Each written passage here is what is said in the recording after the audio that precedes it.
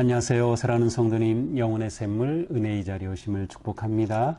은혜의 주님이 우리와 함께 하십니다. 우리와 함께 하시는 주님을 찬양합니다. 기도합시다. 주님 감사합니다. 오늘도 주님의 은혜로 복된 말씀의 자리에 섰습니다. 주님, 우리에게 들려주실 말씀을 기대합니다. 저의 마음을 열어주시고 눈을 열어주시고 귀를 열어주셔서 우리에게 주시는 생명의 말씀을 잘 깨달을 수 있도록, 또 깨달은 말씀대로 살아갈 수 있도록 성령님 함께하여 주시옵소서. 예수님 이름으로 기도합니다. 아멘. 오늘 말씀은 예레미야 40장 1절에서 16절입니다. 사령관 느부롯사라단이 예루살렘과 유다의 포로를 바빌론으로 옮기는 중에 예레미야도 잡혀 사슬로 결박되어 가다가 라마에서 풀려난 후에 말씀이 여호와께로부터 예레미야에게 임하니라. 사령관이 예레미야를 불러다가 이르되 내 하나님 여호와께서 이곳에 이 재난을 선포하시더니 여호와께서 그가 말씀하신 대로 행하셨으니 이는 너희가 여호와께 범죄하고 그의 목소리에 순종하지 아니하였으므로 이제 이루어졌도다. 이 일이 너희에게 임한 것이니라. 보라, 내가 오늘 내 손에 사슬을 풀어 너를 풀어주노니 만일 네가 나와 함께 바벨론으로 가는 것을 좋게 여기거든 가자. 내가 너를 선대하리라. 만일 나와 함께 바빌론으로 가는 것을 좋지 않게 여기거든 그만두라. 보라, 온 땅이 네 앞에 있나니 네가 좋게 여기는 대로 옳게 여기는 곳으로 갈지니라 하니라. 예레미야가 아직 돌이키기 전에 그가 다시 이르되 너는 바벨론의 왕이 유다 성읍들을 맞도록 세운 사반의 손자 아히감의 아들 그다랴에게로 돌아가서 그와 함께 백성 가운데 살거나 내가 옳게 여기는 곳으로 가거나 할지니라 하고 그 사령관이 그에게 양식과 선물을 주어 보내매 예레미야가 미스바로 가서 아히감의 아들 그다랴에게로 나아가서 그 땅에 남아있는 백성 가운데서 그와 함께 사니라. 들에 있는 모든 지휘관과 그 부하들이 바벨론의 왕이 아히감의 아들 그다랴에게 그 땅을 맡기고 남녀와 유아와 바벨론으로 잡혀가지 아니한 빈민을 그에게 위임하였다함을 듣고 곧 느다냐의 아들 이스마엘과 가레야의 두 아들 요하난과 요나단과 단후메스의 아들 스라야와 느도바 사람 에베의 아들들과 마가 사람의 아들 여사냐와 그들의 사람들이 미스바로 가서 그다랴에게 이르니 사반의 손자 아히감의 아들 그다랴가 그들과 그들의 사람들에게 맹세하여 이르되 너희는 갈대아 사람을 섬기기를 두려워하지 말고 이 땅에 살면서 바벨론의 왕을 섬기라. 그리하면 너희에게 유익하리라. 보라, 나는 미스바에 살면서 우리에게로 오는 갈대아 사람을 섬기리니 너희는 포도주와 여름 과일과 기름을 모아 그릇에 저장하고 너희가 얻은 성읍들에 살라 하니라. 모압과 암몬 자손 중과 에돔과 모든 지방에 있는 유다 사람도 바벨론의 왕이 유다의 사람을 넘겨둔 것과 사반의 손자 아히감의 아들 그다랴를 그들을 위하여 세웠다 함을 듣고 그 모든 유다 사람이 쫓겨났던 각 처에서 돌아와 유다 땅 미스바에 사는 그다랴에 이르러 포도주와 여름 과일을 심히 많이 모으니라. 가레야의 아들 요하난과 들에 있던 모든 군 지휘관들이 미스바에 사는 그다랴에게 이르러 그들에게 이르되 암몬 자손의 왕 바알리스가 내 생명을 빼앗으려 하여 느다냐의 아들 이스마엘을 보낸 줄 네가 아느냐 하되 아히감의 아들 그다랴가 믿지 아니한지라. 가레야의 아들 요하난이 미스바에서 그다랴에게 비밀이 말하여 이르되 청하노니 내가 가서 사람이 모르게 느다냐의 아들 이스마엘을 죽이게 하라. 어찌하여 그가 내 생명을 빼앗게 하여 네게 모인 모든 유다 사람을 흩어지게 하며 유다의 남은 자로 멸망을 당하게 하랴 하니라. 그러나 아히감의 아들 그다랴가 가레야의 아들 요하난에게 이르되 네가 이 일을 행하지 말 것이니라. 네가 이스마엘에 대하여 한 말은 진정이 아니니라 하니라. 아멘. 자, 오늘 41장에 이르기 전에 아주 중요한 사건이 있었습니다. 바로 39장에서 일어난 사건이죠. 자, 39장 2절에 보니까 시드기야의 제11년 넷째 달 아홉째 날에 성이 함락되니라. 자, 예레미야가 예언한 대로 바벨론에 의해서 남유다가 멸망한 겁니다.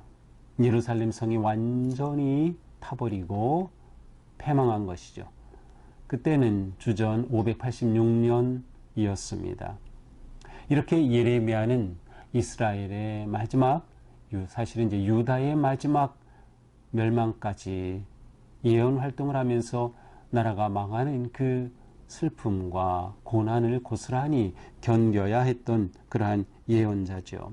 자, 이렇게 망하면서 마지막 시드기야 왕은 어떻게 됐을까요?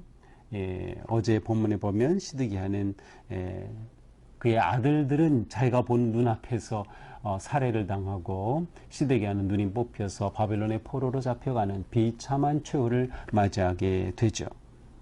자, 오늘 본문 시작은 이렇게 되죠. 사령관 느부사라단이 바벨론은 이렇게 유다를 점령하고 예루살렘을 점령하고 패망시킨 후에 사령관 느부사라단을 파견해서 이 모든 것을 마지막 수습하게 합니다.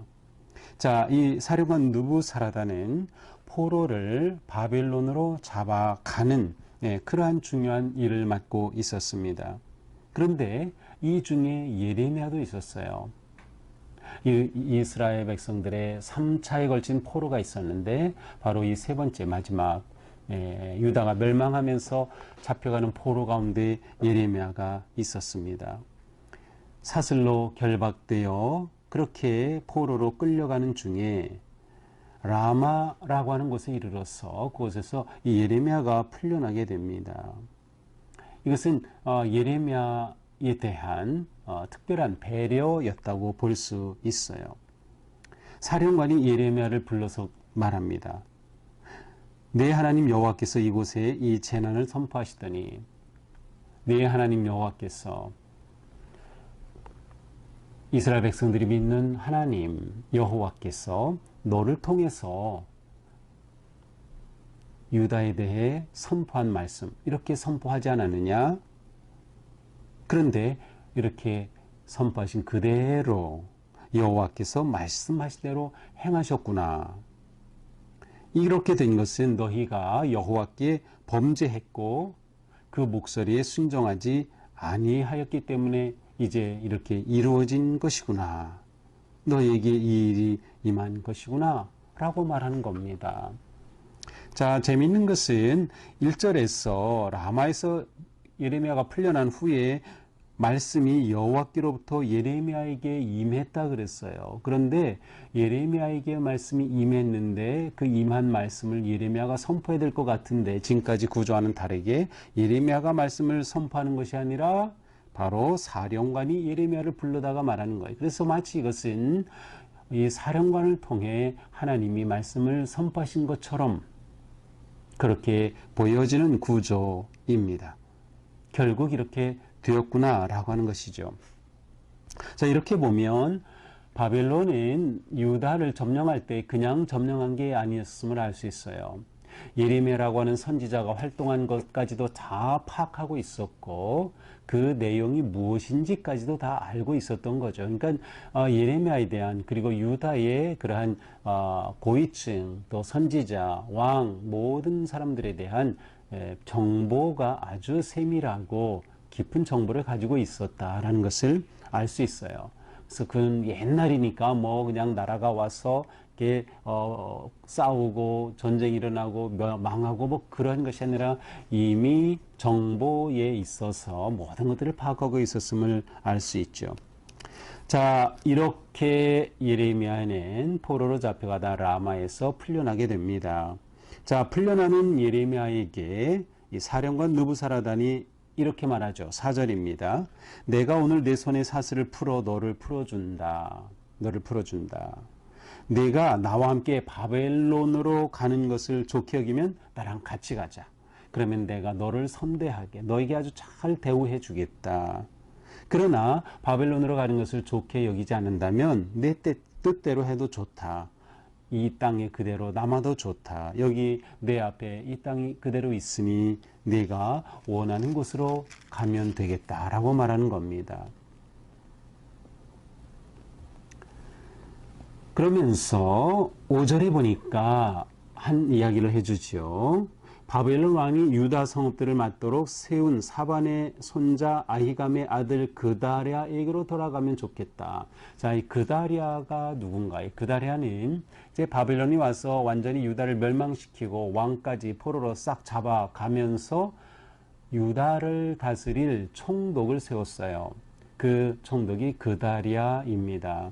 그다랴는 누구예요? 사반의 손자이면서 아히감의 아들이에요. 이 사반이라고 하는 사람은 요시야 왕 때 종교개혁이 일어났죠. 그때 이제 성전에서 청소하다가 발견한 그 율법책을 전달해 준 사람이 바로 이 사반이었고요.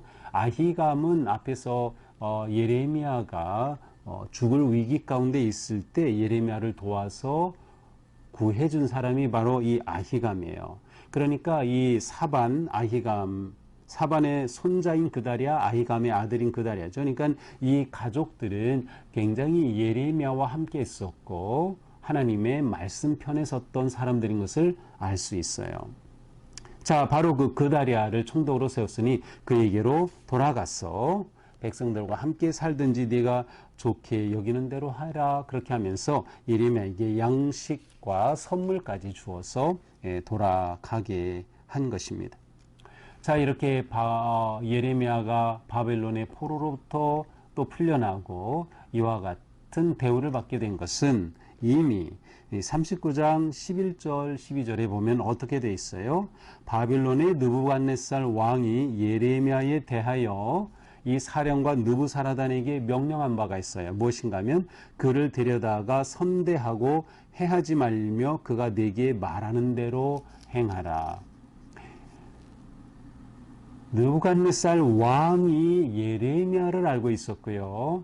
그리고 예레미야에 대해서 지명해서 그를 보호하라야. 그를 보호해야 한다. 그를 선하게 대하라. 그를 해하면 안 된다라고 이미 지침을 내렸던 거죠.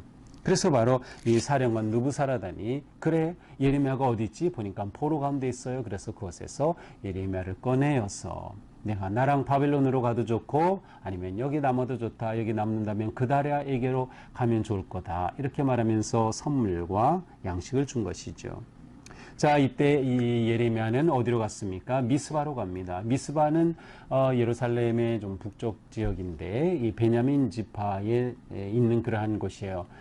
바로 그곳에서 이 그다랴가 총독으로 이제 일을 시작한 겁니다. 그래서 바로 이 미스바라고 하는 곳으로 갔던 것이죠. 예루살렘이 아니라 미스바에서 그다랴가 총독의 일을 시작했다는 것은 예레미야는 완전히 황폐화되어서 수도로서의 성읍으로서의 기능을 제대로 하고 있지 못하다는 것을 짐작하게 해줍니다. 자, 이렇게 미스바로 가서 그다랴에게로 찾아갑니다. 그리고 그곳에 남아있는 백성들과 함께 이제 지내게 되는 거죠. 자, 이렇게 그다랴를 총독으로 세워 유다를 통치하고 있는 바벨론, 이렇게 멸망시킨 후에 이와 같은 정책을 쓰고 있는데 이렇게 됐다 하니까 이제 흩어졌던 유다 백성들이 모이기 시작하는 겁니다. 7절, 8절은 주로 군인들이에요. 아마도 군 지휘관이란 이름으로 나오고 또 부하들이라고 나온 거 보니까 패잔병일 수도 있고 예루살렘 함락시에 도망했던 그러한 군인들로 보입니다. 그들이 이렇게 그다랴가 다시금 총독이 되어서 유다를 세운다라는 말 듣고 모여든 겁니다. 또 그들 가운데요 누가 있어요? 느다냐의 아들 이스마엘이라는 사람도 있고 가레야의 아들인 요하난과 요나단이라는 사람도 있고요. 이름 명단들이 쭉 나옵니다. 근데 여기서 우리는 이스마엘과 요하난이 두 사람을 기억해야 합니다. 아주 결정적인 그러한 일을 한 사람들이기 때문이에요. 자, 이러한 사람들이 이제 그다랴에게로 모여든 것입니다. 그러니까 그다랴가 그들을 맞이하죠. 그러면서 9절에 보니까 그들에게 맹세하면서 말합니다. 너희는 갈대아 사람 섬기기를 두려워하지 말라. 바벨론 사람, 바벨론 섬기기를 두려워하지 말고 이 땅에 살면서 바벨론 왕을 섬겨라. 그러면 너희에게 그것이 유익하게 될 것이다. 또한 10절에 보니까 미스바에 나는 있으면서 우리에게로는 갈대아 사람들을 섬기겠다. 그러니까는 바벨론에서 유다를 총독을 세워 통치할 때 그냥 내버려 두지 않겠죠. 사신들을 보내고 연락을 계속 하겠죠. 그래서 그렇게 한 것을 자기가 맡겠다는 것입니다. 이미 자기가 그것을 맡은 것이죠. 너희는 포도주와 여러 과일 기름을 모아 그릇에 저장하고, 그러니까는 이곳에서 농사를 지으며 우리가 다시 나라를 회복하자라고 하는 그러한 말을 합니다.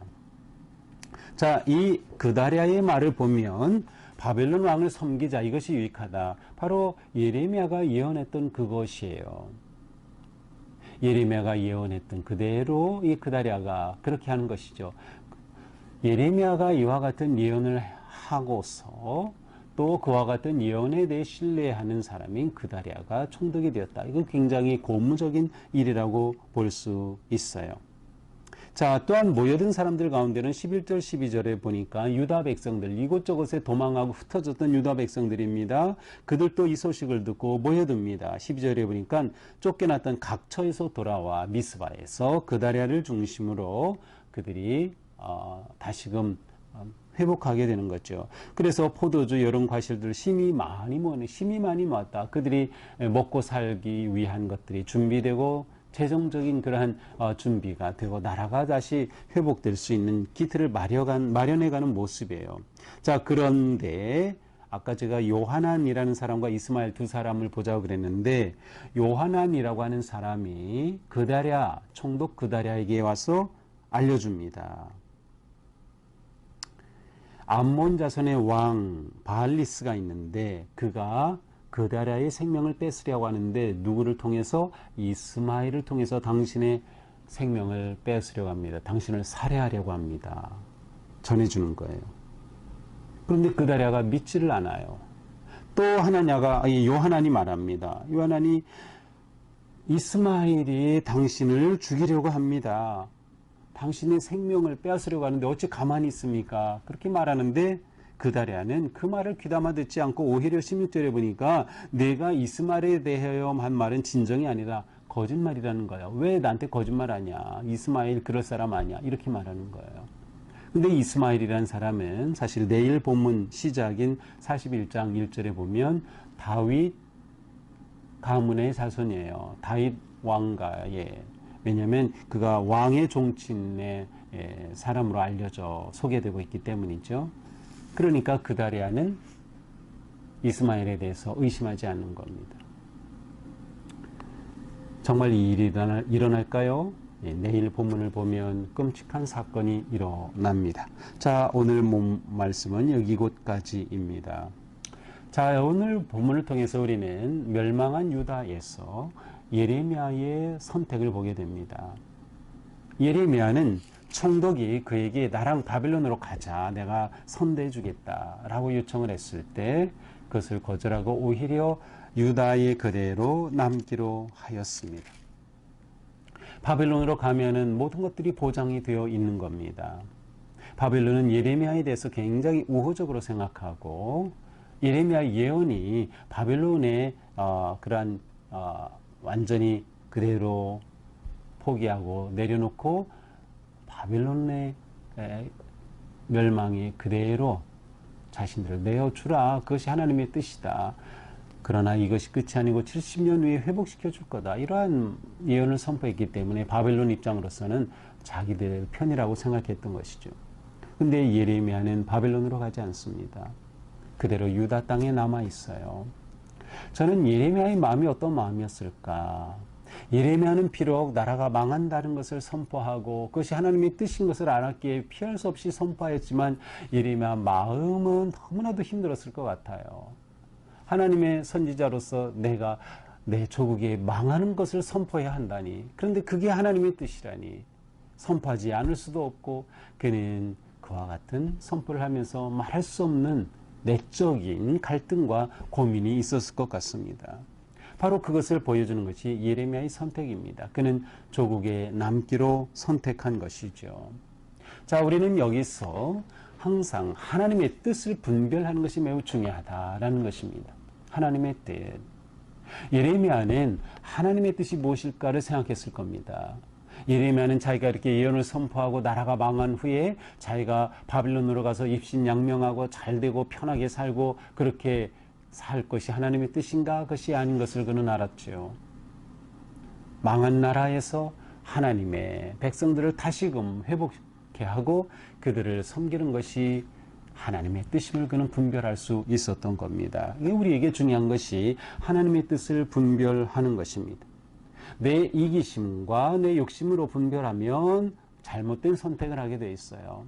하나님의 뜻 앞에 내가 순종하겠다는 마음과 결심으로 하나님의 뜻을 분별하게 되면 우리는 그 뜻을 따르게 되는 것이죠. 분별의 기준은 하나님의 말씀, 바로 그것입니다. 그렇게 될 때 우리는 하나님의 마음을 따르는 선택을 하고 그러한 삶을 살게 되는 겁니다. 예레미야는 하나님께서 예레미야에게 무엇을 원하시는지, 하나님의 마음이 무엇인가를 그는 알았고, 그는 그대로 조국에 남아서 그 어려움을 다 겪으면서 함께 회복되기를 원했던 것이죠. 그래서 그는 조국을 위한, 회복을 위한 헌신을 하게 된 것입니다. 그러나 불행하게도 하나님께서는 이렇게 예레미야를 인도하시면서 유다가 남아있도록, 회복되도록 하시고자 하는 뜻이 계셨을 것 같아요. 그런데 그 가운데 선택된 그다리아는 예민하지 못했어요. 요하난이 와서 이스마엘이 당신을 살해하려고 합니다. 암살 계획이 있습니다. 알려주었을 때 그것을 진지하게 생각하지 않았어요. 너무나도 쉽게 생각한 거죠. 왜 그랬을까요? 그는 생각이 갇혀 있었기 때문에 그래요. 그의 생각은 갇혀 있었어요. 이렇게 된 마당에서 나를 누가 또 죽인다고 생각했는지도 몰라요. 아니면 감히 바벨론이 나를 세우는데 나를 누가 죽여? 라고 했는지도 몰라요. 그러나 그는 생각이 너무나도 닫혀 있었던 것이죠. 지혜로운 예견이 필요합니다. 우리는 비둘기같이 순결하면서도 뱀같이 지혜로워야 하는 것이에요. 주님의 말씀처럼. 불행하게도 그다리아는 비둘기같이 순진하기만 했지 뱀 같은 지혜는 없었던 것 같습니다. 우리가 살면서도 우리에게는 지혜로운 마음이 필요하다. 그냥 내가 순수하면 됐지가 아니고 순수함이 능력을 발휘하려면 지혜가 필요한 것이죠. 그래서 오늘 하루 우리의 삶도 하나님이 주시는 지혜로 분별하면서 하나님의 마음을 따르는 그런 복된 하루가 될 수 있기를 축복합니다. 기도합시다. 주님 감사합니다. 오늘 말씀을 통해서 우리가 하루하루 살면서 하나님의 뜻을 분별하고 또 하나님의 마음을 생각하는 것이 얼마나 중요한지를 깨닫습니다. 하나님께서 오늘 우리 사는 동안 나에게 무엇을 기대하실까? 어떤 말, 어떤 행동, 어떠한 결정을 원하실까를 생각하면서 오늘 하루가 하나님 앞에 거룩하게 드려지는 거룩하고 온전한 복된 하루가 되게 하여 주시옵소서. 예수님 이름으로 기도합니다. 아멘. 오늘도 우리의 삶이 주님 은혜 안에서 뜻을 분별하고 하나님의 마음을 따르는 복된 하루가 되기를 축복합니다. 사랑합니다.